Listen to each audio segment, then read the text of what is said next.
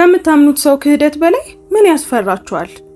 ሚሊዮነሩ የገዛ ሚስቱ በፍቅር የምታቀርብለት ምግብ ለሞት የሚያበቃ መርዝ ነበር። አንዲት የጎዳና ላይ ሕፃን ያየችው አስከፊ ሚስጥር ግን ሁሉንም ነገር ቀየረው። ለመሆኑ ሚስቱ ይህንን ያደረገችው ለምንድን ነው? ሚሊዮነሩስ ከተዘጋጀለት የሞት ወጥመድ እንዴት ሊተርፍ ቻለ? ይህንን አስደናቂ ታሪክ እስከ መጨረሻው ተከታተሉት። ሚሊዮነሩ ከመንገድ የመጣች ልጅ እሱ በጥንቃቄ ገነባውት ብሎ የሚያስበውን ፍጹም ዓለም ልታናውጠው ትችላለች ብሎ መቼም አላሰበም ነበር። ከፓርክ ወንበሩ ላይ ተቀመጠ። እንደገና አዞረው። ዓለሙ እየተሽከረከረች እጆቹ እየተንቀጠቀጡ ልክ የራሱ አካል ሰሞኑን በሱ ላይ እንደሸፈተበት ሁሉ እንደዚህ ያደረገው። ዶክተሩ ውጥረት፣ የንግድ ጫና፣ እድሜ ነው ብሎታል። ግን በውስጡ ጥልቀት አንድ ነገር ስህተት እንደሆነ ያውቃል። ዝምተኛና የተደበቀ ነገር አለ። ያኔ ነው ትንሿ ልጅ ቀረብ ያለችው። አይኖቿ ቁም ነገረኛ ነበሩ። ፈገግታ የለም። ልክ እንደምታውቀው ሰው ዝም ብላ ትመለከተው ነበር። ልብሶቿ አርጅተዋል፣ ጫማዎቿም ተቀደዋል። ግን ድምጿ ይዞ የመጣው እንግዳ በራስ መተማመን ከደካማ መልኳ ጋር አይዛመድም ነበር። በለስላሳ ድምፅ ጌታዬ፣ እነሱ እንደሚሉት ታማው አይደለም፣ እቤት ውስጥ ያለ ሰው ቀስ በቀስ እንዲደክሞ እያደረጉት ነው አለችው። እሱም ግራ ተጋብቶ ሊቆጣ ዳርዳር ብሎ ፊቱን አጨማደደ። ምክንያቱም ሀብታም ሰዎች እግረኛ መንገድ ላይ ከሚኖሩ ልጆች ማስጠንቀቂያ አይቀበሉም። ነገር ግን እሱ ራቅ ብሎ ከመሄዱ በፊት ጨመረች። ባለቤቱ ነች። በየቀኑ በምግቡ ውስጥ አንድ ነገር ትቀላቅላለች። ልቡ ለአንድ ሰከንድ ቆመ። ትንፋሹ ተቆራረጠ። ምክንያቱም ፍርሃት በዚያ ቅስፈት ከስድብ በላይ ጠልቆ ገባ። ትዝታዎች ብልጭ አሉ። ድንገተኛ ህመሞች፣ ከምግብ በኋላ የሚመጣ ድካም፣ እሷ ራሷ ያቀረበችለትን እንዲበላ አጥብቃ መጎትጎቷ። እንደገና ልጅቷን ተመለከታት። ነገር ግን አይኖቿ ይህንን ፊት በፊት እንዳየችው አይነት ትልቅ ስቃይ ይዘው ነበር። ለመጀመሪያ ጊዜ ኃያሉ ሰው ትንሽነት ተሰማው። ምክንያቱም እውነት አንዳንድ ጊዜ ዓለም ችላ ከሚላቸው አፎች ትወጣለች። በሳቅ ሊያልፈው ሞከረ፣ ግን ደረቱ ላይ ከባድነት ተሰማው። ልክ የልጅቷ ቃላት ሲወጡ የተቆለፈ የፍርሃት በር ከፈቱ። የፓርኩ ጫጫታ ጠፋ። እናሱ መስማት የሚችለው የራሱን የልብ ትርታ ብቻ ነበር። ጮክ ያለ፣ ያልተስተካከለ፣ የሚያስተጋባና በጆሮ በኩል በሹል ሁኔታ የሚመጣ። በዝቅተኛ ድምፅ ጠየቃት። ለምንድን ነው እንዲህ ያለ ነገር የምትናገሪው? ለመሆኑ እኔ ማን እንደሆንኩ ታውቂያለሽ?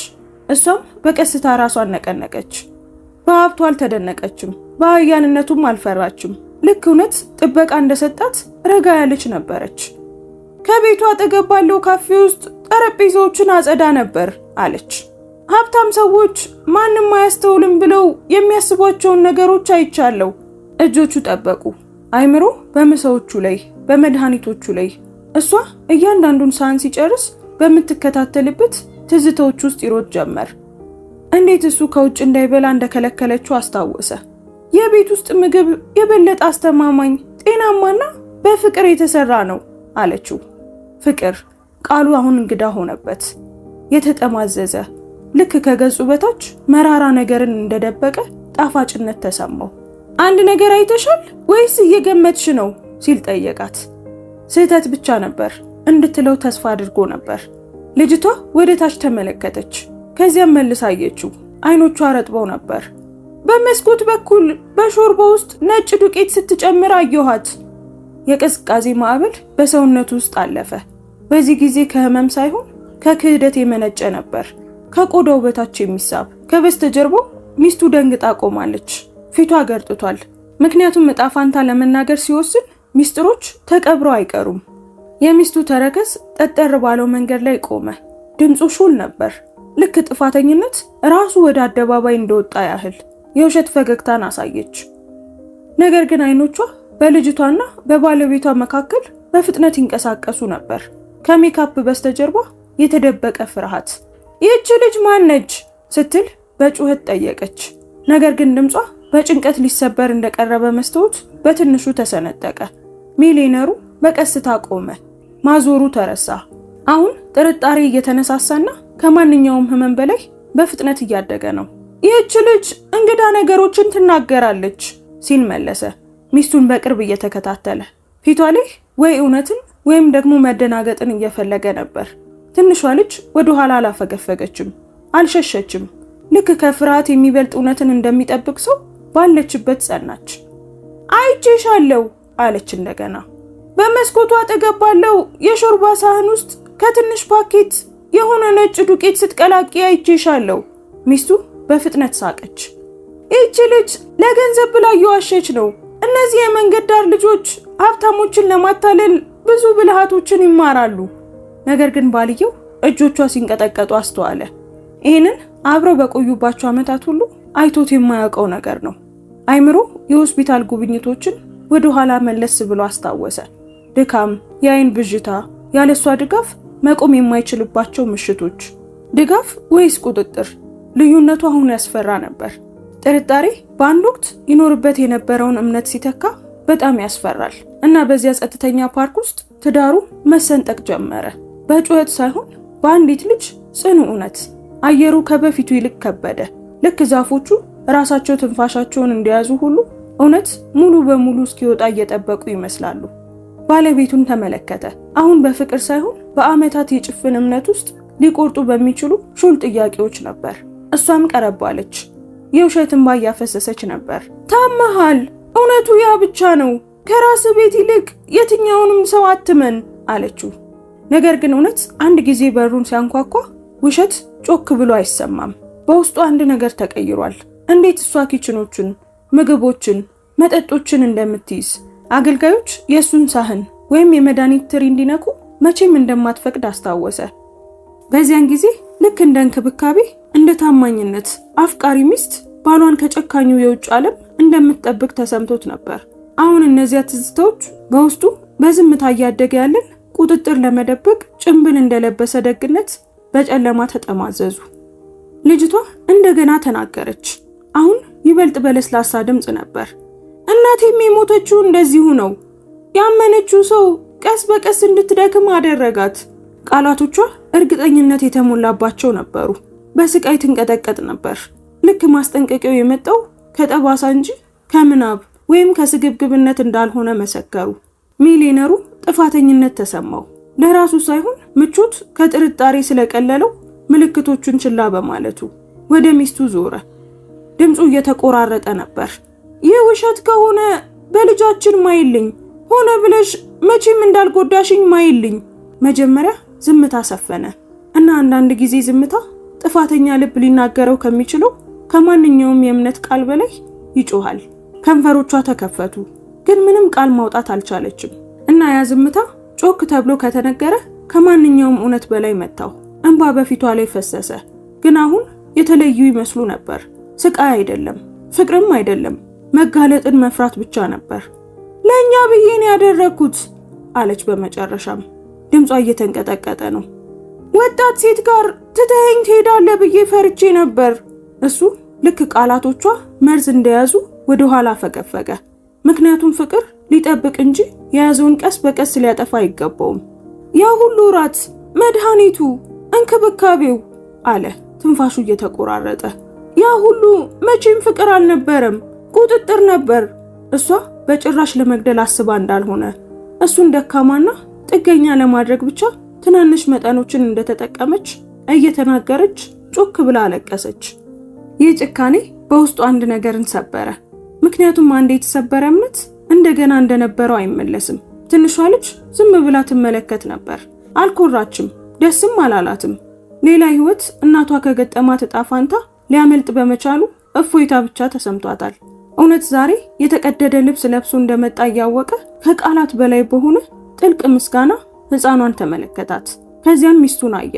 አብሯት ህይወትን የገነባትን ሴት አሁን በማያውቀው ቆዳ ውስጥ የቆመች እንግዳ ሆናለች። ሀብት፣ ቤቶች፣ መኪኖች፣ ማዕረግ። አጠገብ ያለው ሰው አደጋ ላይ ሲሆን አንዳቸውም ዋጋ የላቸውም። እናም በዚያ ቅስፈት ሚሊዮነሩ መትረፍ ማለት አንዳንድ ጊዜ በጣም ከምትወደው ሰው ርቆ መሄድ ማለት እንደሆነ ተረዳ። የፖሊስ ሳይረን በሩቁ አስተጋባ። ገና አልጮህም፣ ግን እውነታው በዙሪያቸው እንዲሰፍን ለማድረግ በቂ ነበር። በሚንቀጠቀጡ ጣቶቹ ጥሪውን አድርጎ ነበር። ምክንያቱም ፍቅር ህይወቱን ሊያሳጣው ለቀረበ ክህደት ሰበብ ሊሆን አይችልም። ሚስቱ ተንበርክካ ለመነችው። ለውጥ እንደምታመጣ ቃል ገባች። ፍርሃት ይቅር የማይባሉ ነገሮችን እንድታደርግ እንዳደረጋት ተናገረች።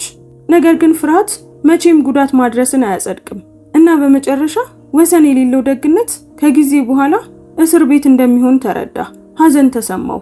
ቁጣ አይደለም፣ እውነት ዛሬ ለገለጠው ሳይሆን እሷ ናት ብሎ ለሚያስባት ሴት አለቀሰ። መኮንኖች ደረሱ። ረጋ ያሉና ጥንካሬ ያላቸው። እሷም አልተቃወመችም። አሁን እንባዋ ቆሟል። ልክ ጥፋተኝነት ኃይሏን ያሟጠጠው ይመስላል። ትንሿ ልጅ መታየት ስለማትለምድ መቆየት እንዳለባት ባለማወቅ ወደ ኋላዋ አፈገፈገች። ጠንካራ እውነቶቹን ጮክ ብሎ ከተናገረ በኋላ በቀስታ ወደ እሷ ዞረ። ኮቱን አውልቆ በፊት አግኝተው የማታውቀው አይነት ጥበቃ እንዲሆንላት በትከሻዋ ላይ አለበሳት። ስምሽ ማን ነው ሲል ጠየቃት። ድምፁ አሁን እንዳለቃ ሳይሆን ትህትናን ዘግይቶ እንደተማረ ሰው ነበር። እሷም ፋጡማ አለችው። አይኖቿን ባለመረዳት በጥርጣሬ እያርገበገበች ነበር። ምክንያቱም ከሀብታም ሰዎች የሚገኝ ደግነት ችግሮች ሲጠፉ አብሮ የመጥፋት ዝንባሌ አለው። ነገር ግን እሱ ራሱን ነቀነቀ። ፋጡማ ህይወቴን አትርፈሻል። እኔ እስካሁን ካገኟችሁ ሰዎች ሁሉ አንቺ ደፋሯ ነሽ እና ከዓመታት በኋላ ለመጀመሪያ ጊዜ ከገንዘብ ከኃይል ወይም ከኩራት በላይ ምስጋና ልቡን ሞላው። በዚያ ምሽት መኖሪያ ቤቱ የተለየ ነበር። ታላቅ ወይም ኃይለኛ ሳይሆን ችላ ሊለው በማይችለው እውነት የሚያስተጋቡ ባዶ ክፍሎች ብቻ። ቀስ ብሎ በመመገቢያ ጠረጴዛው አጠገብ አለፈ። በአንድ ወቅት ፈገግ ብሎ በተቀመጠበት ወንበር ላይ አፈጠጠ። አደጋ አጠገቡ እንደተቀመጠ ሳያውቅ አገልጋዮች በዝምታ ይመለከቱት ነበር። ወሬዎች ይዛመቱ ነበር። ምክንያቱም ሀብታም ግድግዳዎች እንኳን እውነት ሲሰበር ስንጥቆችን መደበቅ አይችሉም። ነገር ግን ትኩረቱ ሶፋው ላይ ተቀምጣ ሞቅ ያለ ጽዋ እንደ ብርቅዬ ነገር በያዘችው ትንሽዬ ልጅ ላይ ነበር። ፋጡማ ዙሪያዋን በጥንቃቄ ተመለከተች። ማንኛውንም ነገር ለመንካት ፈርታ ነበር። ልክ ምቾቱ ራሱ ያለ ማስጠንቀቂያ ሊጠፋ እንደሚችል አስባ ነበር። እሱ ከፊት ለፊቷ ተቀመጠ። አሁን እንደ ሚሊዮነር ሳይሆን በአንድ ልጅ ድፍረት ህይወቱ እንደተመለሰለት ሰው ነበር። ወደ መንገድ ላይ ከዚህ በኋላ አትመለሽም አላት በቀስታ። ከሞት አድነሽኛል። አይኖቿ በድንጋጤ ሳይሆን ባለማመን ተሞሉ። ምክንያቱም ቃል ኪዳኖች ሁልጊዜም ነገ ሳይደርሱ ይሰበራሉ። ሀብት አልፈልግም ስትል በሹክሹክታ ተናገረች። እውነቱ ሳይገለጥ ልክ እንደ እናቴ እንዲሞቱ አልፈለኩም ነበር። በቃ ያንን ያደረኩት። ጉሮሮ ጠበቀ። በመኪና መስኮቱና በቢሮ ደጆች ውጪ ያለውን መከራ ችላ ላለባቸው ዓመታት ጥፋተኝነት ተሰማው። በዚያ ምሽት በፍቅር ስም የተሸፈነ ቁጥጥር ሳይሆን በታማኝነት የተሞላ ቤት ለመገንባት አንድ ውሳኔ አደረገ እና ሁሉም ነገር የነበረው ሰው በመጨረሻም ተማረ። እውነተኛ ሀብት የሚጀምረው ከኩራት ይልቅ ሰብአዊነትን በመረጥንበት ቀን ላይ ነው። የጧቱ የፀሐይ ብርሃን ወደ መኖሪያ ቤቱ በቀስታ ገባ። እንደ ቅንጦት ሳይሆን እውነትን እንደተረዳ ጸጥ ያለ ማስታወሻ። በወራት ውስጥ ለመጀመሪያ ጊዜ ሰውነቱን ቅልል አለው። አሁን ማዞር የለም፣ ጭጋግ የለም፣ ግልጽነት ብቻ በአይምሮ ውስጥ ሰፍኗል። ዶክተሮች በኋላ ላይ በሰውነት ውስጥ መርዛማ ነገሮች እንዳሉ አረጋገጡ። ትንሿ ልጅ እንዳስጠነቀቀችው በጊዜ ሂደት የተሰጡ ትናንሽ መጠኖች ሪፖርቶቹ አሳመሙት። ነገር ግን ነፃ ወጡት። ምክንያቱም አሁን ጥርጣሬ ጠፍቷል። እናም እውነታው ምንም እንኳን የሚያም ቢሆንም በግልጽ ቆሟል። እሱ ራሱ ወደ ወጥ ቤት ውስጥ ገባ። ይህን ከዚህ በፊት አድርጎት አያውቅም። ምግቡን በማይርገበገቡ እጆቹ በመምረጥ ቁጥጥር በህይወት ውስጥ በአዲስ መንገድ ተመለሰ። በሌሎች ላይ ስልጣን ለመያዝ ሳይሆን የራሱን ደህንነት ለመጠበቅ። ፋጡማ በጠረጴዛው ላይ ተቀምጣ የቤት ስራዋን ትሰራ ነበር። የትምህርት ቤት ቦርሳዋ ከጎኗ ተቀምጧል። የወደፊት ተስፋ ቀስ በቀስ የቀድሞ ፍርሃቶቿን ተክቷል። እሷ በቀላል ነገሮች ፈገግ ስትል ተመለከታት እና ይህ በገንዘብ ሊታከም የማይችል በውስጡ የተሰበረውን ነገር ፈወሰው። የሚስቱ መታሰር ዜና ተሰራጨ። ነገር ግን እሱ አልደበቀውም። ምክንያቱም ዝምታ ከእውነት ይልቅ ውሸትን ይጠብቃል። ይልቁንም ማንም ሰው ማስጠንቀቂያዎችን ዳግመኛ ችላ እንዳይል ቆርጦ መጠለያዎችን እና የግንዛቤ ማስጨበጫ ፕሮግራሞችን ደገፈ። በጭፍን እምነት ህይወቱን ሊያጣ ተቃርቦ ነበር። ነገር ግን ምንም የሌላት ያቺ ልጅ በዚያ ቀን ሁሉንም ነገር መለሰችለት። ህይወቱን አተረፈች እና የሱ ታሪክ ለሌሎችም ትምህርት ሆነ። ያለ ታማኝነት ፍቅር ከባድ አደጋ ነው። ነገር ግን እውነት የሚያም ቢሆንም አሁንም ከሁሉ ነገር ያድናል። ውድ ቤተሰቦቻችን የዛሬው ታሪካችን ይሄንን ይመስል ነበር። ታሪኩን እንዴት አገኛችሁት? እስኪ ይሄንን አስደናቂ ታሪክ ከየት ሆናችሁ እንደተከታተላችሁት ኮሜንት ላይ ጻፉልን። እናመሰግናለን። ቸር ቆዩን።